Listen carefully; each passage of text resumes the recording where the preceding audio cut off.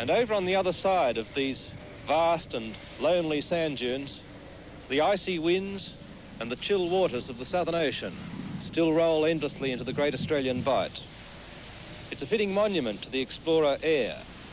He and his Aboriginal companion Wiley got here after an epic feat of courage and endurance, but only to show that the most epic feats sometimes produce the most disappointing results. All exploration is a gamble, but the white explorers of Australia often found the dice loaded against them.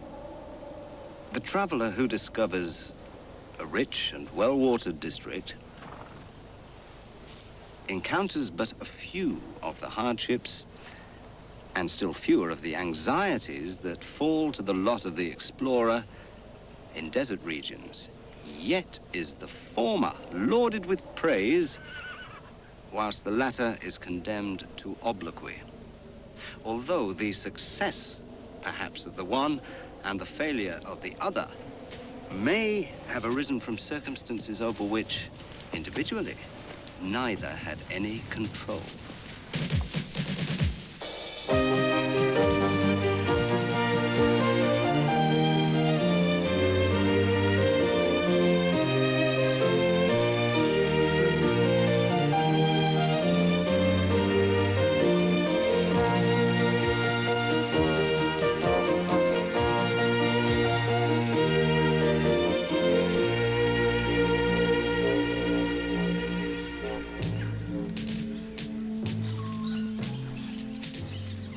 For the first half-century of white settlement, the explorers had pushed out from Sydney until the fertile eastern crescent between Brisbane and Adelaide was mostly known and partly occupied.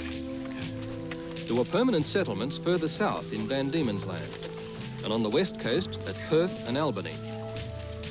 There were temporary settlements in the north at Port Essington. But no white man knew what lay between the Darling River and Perth, or between Adelaide and Port Essington.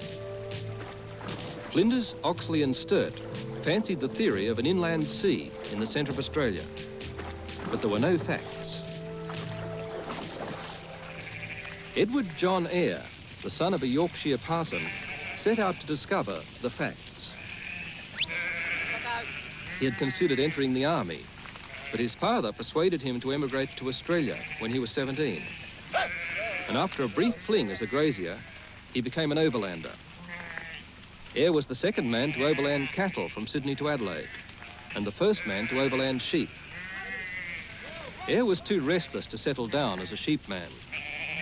Like Sturt, Mitchell and others of military mind, he sought to win honours as an explorer.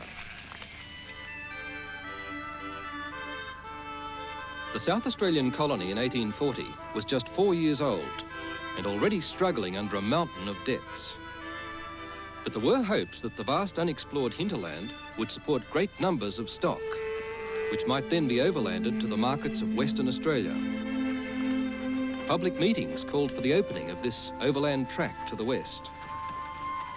Eyre had already explored the coast as far as Streaky Bay, and he'd seen the rest from on board ship while taking a cargo of cattle and sheep to Albany. He wasn't impressed. He wrote in the South Australian Register that scarcity of grass and the absence of water would bar the transit of stock along a coastal track. He suggested instead a northern expedition to lift the veil of mystery from the interior. At the suggestion of this 24-year-old Englishman, South Australia immediately dropped the western expedition and took up the northern expedition. Eyre clinched the deal when he offered to organise and lead and help finance the expedition. He ended up paying half the cost after auctioning off his own furniture. The Eyre expedition had ambitious aims. In 6 months, it proposed to reach the centre of Australia and, if possible, go right across to the settlement of Port Essington on the north coast. At a farewell breakfast in Adelaide, Governor Gawler told his audience that on this day, the 25th anniversary of the British triumph at Waterloo, Eyre was leaving to plant the glorious British flag in the centre of Australia. Charles Sturt presented Eyre with a Union Jack, which had been specially made for him by the ladies of Adelaide. The memory of the honours paid to him and the hopes placed in him greatly influenced Eyre's later actions. Your Excellency, Captain Sturt, distinguished guests, I thank you for your kindness and trust, with the blessing of God, to return to you a favorable report of the country I am about to penetrate. Thank you. The Eyre party dashed out of Adelaide in high spirits, cheered to the echo by an escort of top-hatted gentlemen on horseback and ladies in carriages. But the high spirits did not last once the expedition had passed the head of Spencer Gulf and pushed along the western edge of the Flinders Ranges to the great salt pan Eyre called Lake Torrens.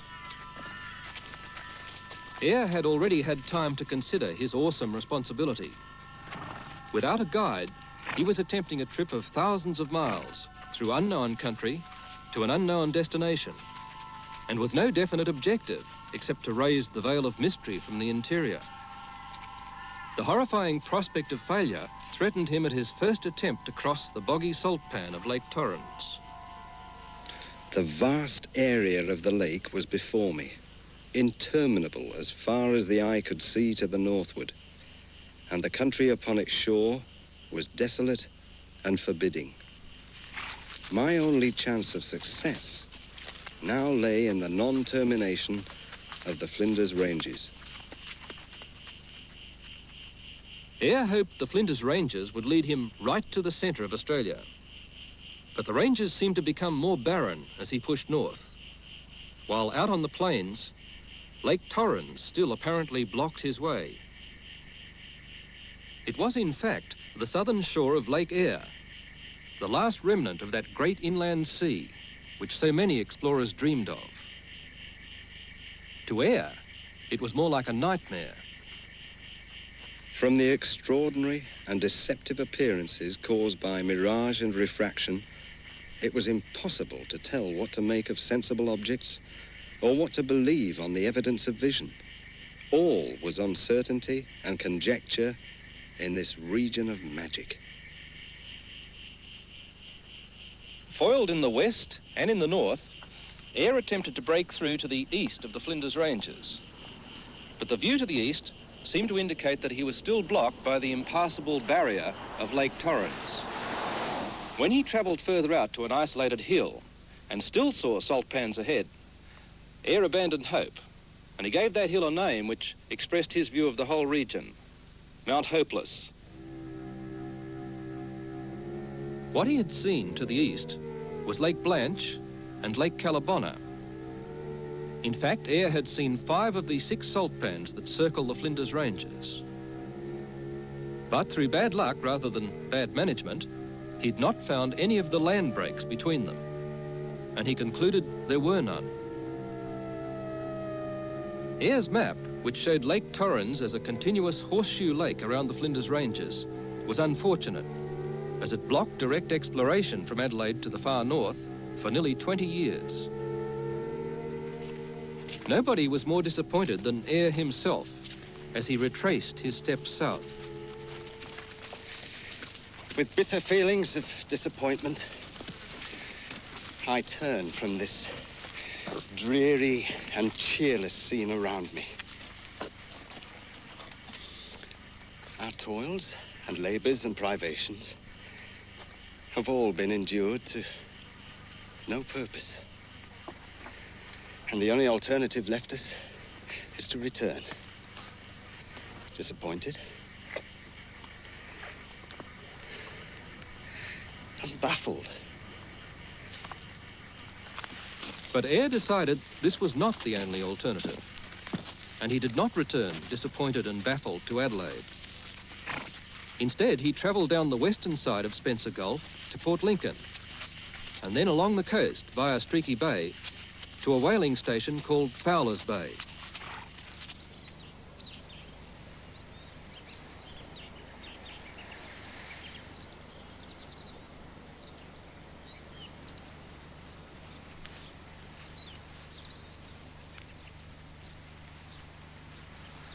From Fowler's Bay, Eyre communicated an extraordinary decision to Adelaide.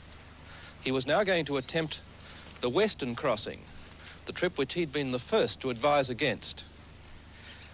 The authorities in Adelaide were appalled. They sent him supplies here, but they warned him that no South Australian ship could follow him with supplies beyond South Australian waters. And they begged him, they practically ordered him to turn back. Eyre would not turn back. After all the high hopes placed in him, pride would not allow him to return as the man who had failed in the northern crossing. He would return as the first man to succeed in the western crossing, or he would not return at all. So that means Eyre did not impose his choice of death or glory on his men. He believed that only a small and lightly equipped expedition would have a chance of getting through, and he sent some of the party back to Adelaide. Good luck, sir. Thank you. All the best, sir. Thank you. There remained 4 volunteers. His white overseer, John Baxter, 2 blacks from New South Wales, Joey and Yarry, and a West Australian black from Albany, Wiley. It was Albany and King George's Sound that Eyre intended to reach when he moved off from Fowler's Bay on February the 25th, 1841.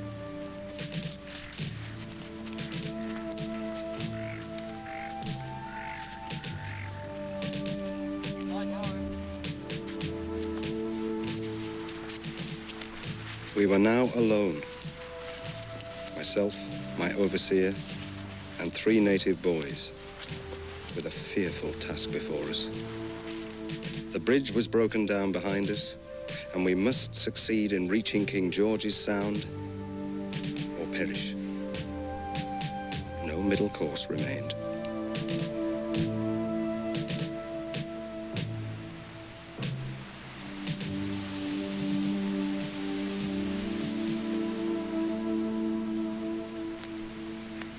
By the time Eyre arrived here at the head of the Great Australian Bight, he knew there was no prospect of even a slight excursion to the north, because there was no water at all away from the coast.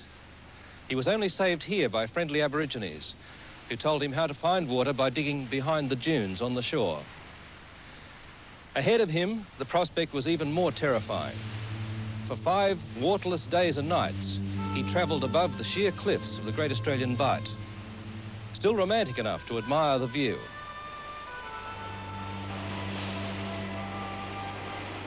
Distressing and fatal as the continuance of these cliffs might prove to us, there was a grandeur and sublimity in their appearance that was most imposing and which struck me with admiration. It was indeed a rich and gorgeous view for a painter, and I never felt so much regret at my inability to sketch as I did at this moment.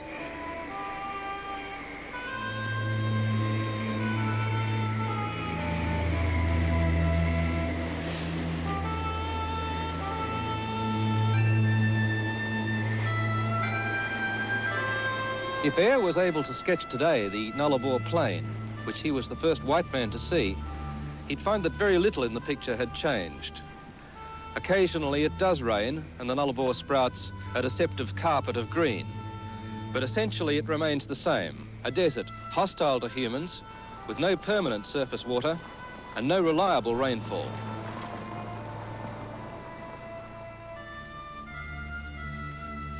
Eyre struggled ahead by day and night through the dwarf scrub. The friendly natives at the head of the Bight had told him he would find water at the first break in the cliffs, but it seemed the break would never come. He was sustained only by his determination and his strong faith in God.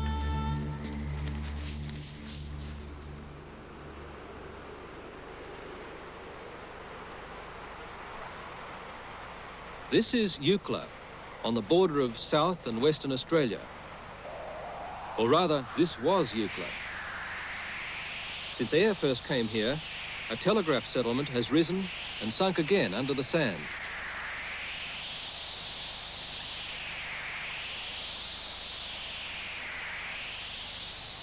It was the sandhills which saved the Eyre party.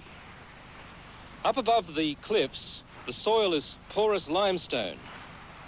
You can't dig in it, and water goes straight through it. But here, they were able to dig at the native wells and find enough water to rest here for 6 days. It was just as well that Eyre found an oasis here, because the temperature every day was well over 100 degrees Fahrenheit. Eyre complained that he was travelling in the most unfavourable season of the year, but he didn't add that it was his stubbornness which had them travelling at this time.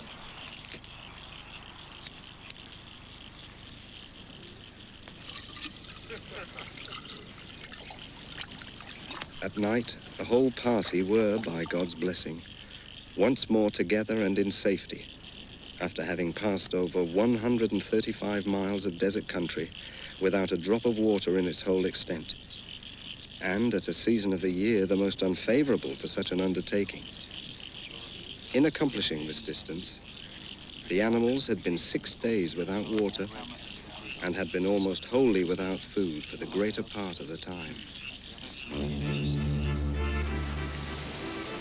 The expedition started west again.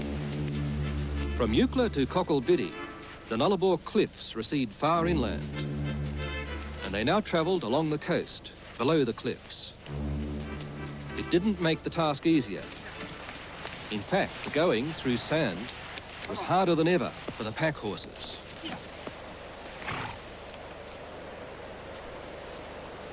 Nobody was allowed to ride, but still, the weight of the water and stores became too much.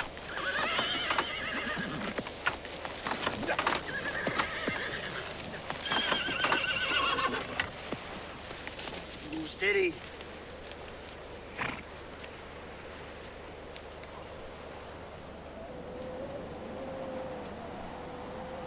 Eyre and Baxter were forced to lighten the horses' loads by throwing out some of their firearms, most of their clothes, and all of their horseshoes, medicines and spare water bags.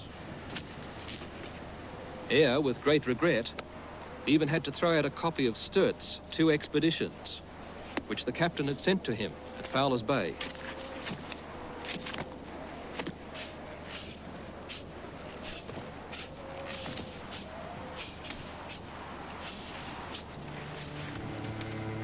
The Aborigines at the head of the Bight had told Eyre of more underground water at the western end of this low coast, but he could find none in the sand on the way, and there was a growing feeling of desperation in the party. Towards the end of March 1841, they staggered into this place, Eyre's sandpatch, and found good water in a soak.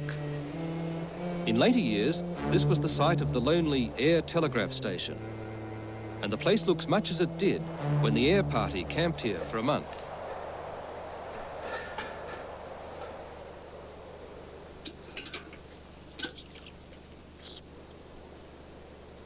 They had plenty of water here, of reasonably drinkable quality, but they'd lost 2 pack horses and their food supplies were getting lower every day.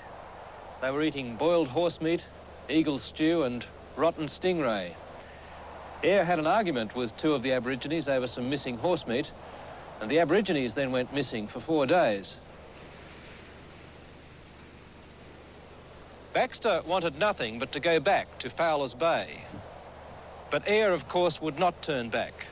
He was only waiting for the pack horses to regather their strength, because ahead of them, the long line of sea cliffs, sheer to the water, began again.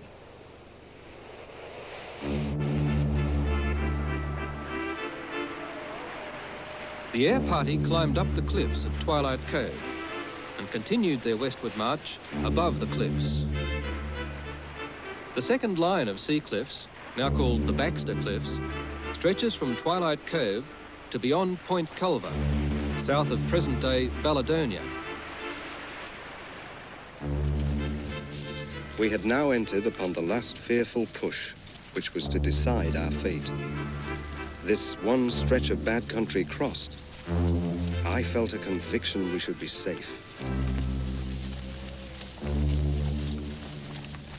They were not to get through safe, not all of them.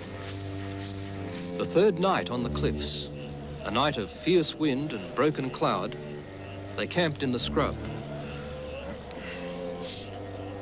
Baxter was asleep behind a windbreak, and the arms and provisions were under the oilskin beside him. The 3 Aborigines were asleep behind their windbreaks.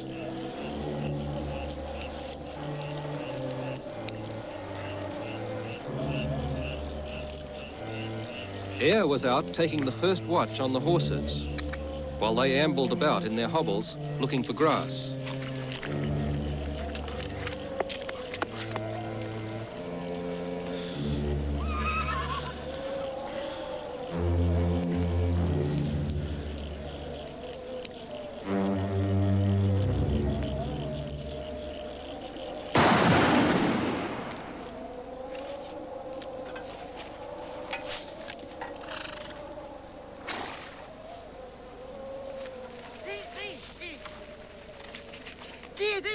You hit a gun. What?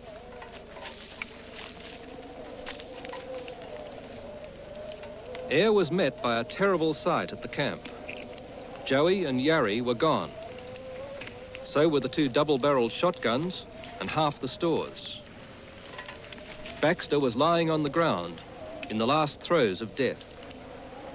It appeared that he'd woken up to find the Aborigines plundering the stores, and they'd shot him.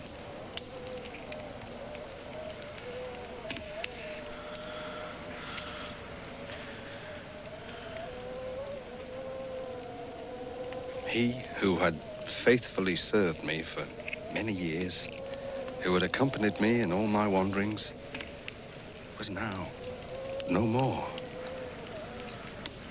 The horrors of my situation glared upon me in such a startling reality as for an instant almost to paralyze the mind.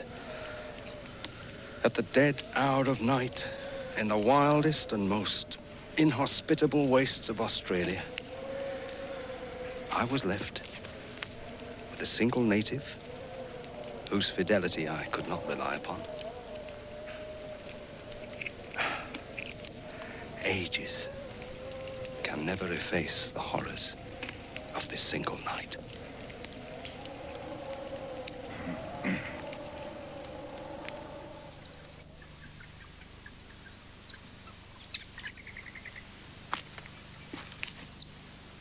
It's been called the loneliest grave in the world, but in fact, Baxter is not buried here. Eyre and Wiley couldn't bury him because they couldn't dig a hole in the limestone surface, and they had to leave his body lying above the ground, wrapped in a blanket.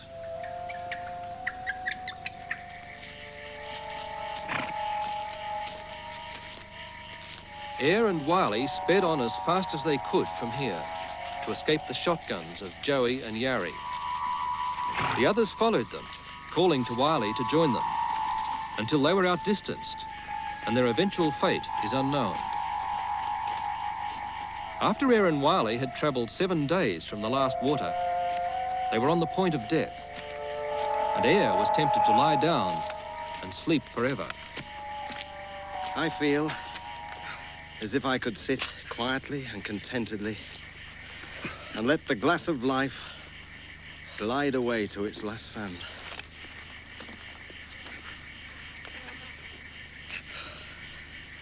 Nothing but a strong sense of duty prevents me from giving way to this pleasing but fatal indulgence.